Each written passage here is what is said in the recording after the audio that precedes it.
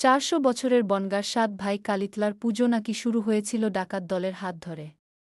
শোনা যায়, ডাকাতি করে ফেরার সময় ডাকাতদের উদ্দেশ্যে কালীঠাকুর বলেছিলেন, তোরা সব কিছু নিয়ে যাচ্ছিস, আমাকে নিবি না? এই শুনে ডাকার দল কালীঠাকুরকে সঙ্গে নিয়ে আসে, কিন্তু কোথায় রাখবে দেবী প্রতিমাকে? শেষ পর্যন্ত প্রায় 300 কিলোমিটার নদীপথ পাড়ি দিয়ে বনগাঁর ইছামতি নদীর ধারে এসে হাজির হল ডাকাত দল। বনজঙ্গলে ঘেরা বট গাছের নিচে প্রতিষ্ঠা করা হল কালীমূর্তি। সেই থেকে চলে আসছে বনগাঁর 7 ভাই কালিতলার পুজো। বাংলার যশোরের জমিদার বাড়িতে ডাকাতি করতে যায় 7 জন ডাকাতের একটি দল।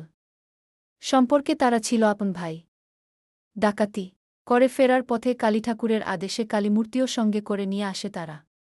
বর্তমান উত্তর 24 পরগনা জেলার পুরাতন বনগাঁর ইছামতি নদীর ধারে জঙ্গল ঘেরা বটগাছের নিচে কালীমূর্তি স্থাপন করা হয়। দেবীপুজোর জন্য ডাকাত দল পুরোহিতের খোঁজে বের হয়। স্থানীয় এক চক্রবর্তী পুরোহিতকে খুঁজে পায়। তারাই বংশপরম্পরায় পুজো করে আসছেন। পুজো শুরু হয় আনুমানিক প্রায় 400 বছর আগে। জাগ্রত পুরাতন বনগাঁর এই কালী মন্দির 7 ভাই কালিতলা নামে পরিচিত।